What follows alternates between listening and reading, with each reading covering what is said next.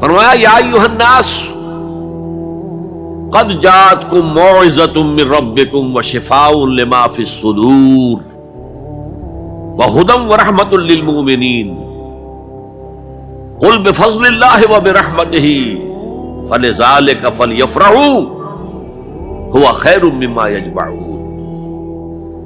اے لوگو، تمہارے پاس آ گئی ہے نصیحت، موعظت تمہارے رب کی طرف سے۔ وہ صرف موعظت نہیں ہے، سینوں کے اندر جو روگ ہیں، جو امراض ہیں، ان کا علاج بھی ہے، شفا بھی ہے۔ شفاء لما فی الصدور۔ تیسرے درجے میں وہ ہدایت ہے، وہ بتاتی ہے کدھر جاؤ کدھر نہ جاؤ۔ جیسے آپ نے دیکھا ہوگا پہاڑی راستوں پر قدم قدم کے اوپر کوشن ہوتا ہے، یہاں سپیڈ کم کر لو ورنہ تم کسی کھائی میں جا گرو گے۔ تو یہ ہدایت کیا ہے؟ دیکھو ادھر مت جانا، ادھر جاؤ، اگر ادھر جاؤ گے تمہارا سارا معاملہ تلپٹ ہو جائے گا۔ یہ ہے ہدایت۔ اور جو چیز دنیا میں ہدایت ہے وہ آخرت میں رحمت ہے، ہدی ورحمۃ للمؤمنین۔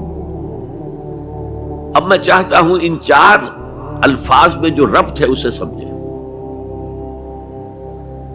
دیکھیے، اگر کسی ایسی زمین پر بارش برسے جو اوپر سے بہت سخت ہے تو پانی بہہ جائے گا، زمین میں جذب نہیں ہوگا تو کوئی رویدگی پیدا نہیں ہوگی۔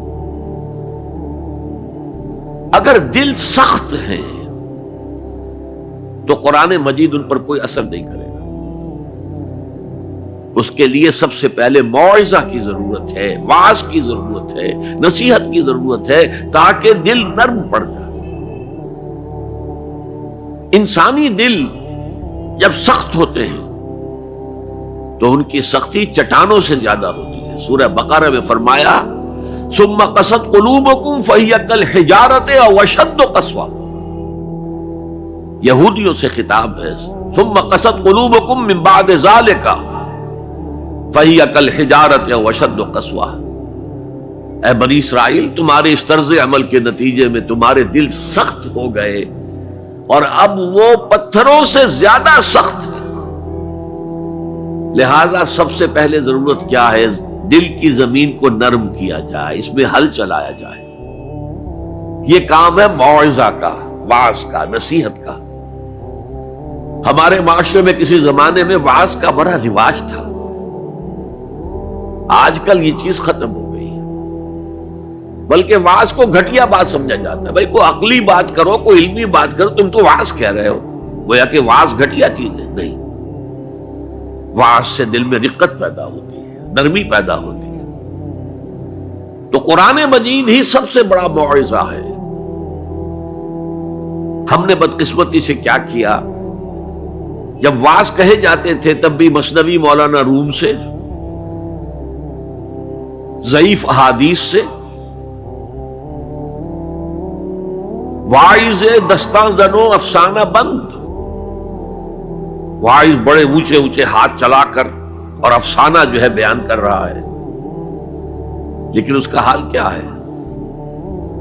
از خطیب و دیلمی گفتار اوست، با ضعیف و شاذ و مرسل کار اوست۔ وہ خطیب بغدادی یا دیلمی کی جو احادیث ہیں، جو سب سے گھٹیا درجے کی کتاب حدیث کی، سب سے کم تر درجے کی کتاب حدیث کی، ضعیف کتابوں کے یوں سمجھئے کہ بہت بڑے مجموعے، وہاں سے وہ حدیثیں لا رہا ہے۔ الضعیف و شاذ و مرسل کار ہو، ضعیف حدیث، شاذ حدیث، مرسل حدیث سے وہ بیان کر رہا ہے، قرآن سے اس کا کوئی تعلق۔ قرآن مجید سب سے بڑا واعظ ہے۔ یا ایھا الناس قد جاءتکم موعظۃ۔ یہ دل کو جب نرم کرتا ہے تو پھر اس میں جذب ہوتا ہے، یہ سیکنڈ سٹیپ ہے اس کا۔ اور جب دل میں جذب ہوگا تو دل کے اندر کی بیماریوں کو دور کر دے گا۔ دل کے اندر کی بیماریاں کون سی ہیں؟ تھرومبوسس نہیں، جائنا نہیں، وہ اور ہے۔ وہ دل کی بیماریاں جن کے لیے قرآن شفا ہے، وہ ہے تکبر، حسد، حب مال، حب دنیا، حب جاہ، حب شہرت، یہ ہیں وہ چیزیں کہ جو اصل ہیں، جو دل کے امراض ہیں، ان سب کو جڑ سے نکال کر پھینک دے گا قرآن حکیم۔ یا ایھا الناس قد جاءتکم موعظۃ من ربکم وشفاء لما فی الصدور، وہ ہدن، اور وہ ہدایت ہے، انفرادی زندگی کے لیے بھی ہدایت ہے، اجتماعی زندگی کے لیے بھی ہدایت ہے۔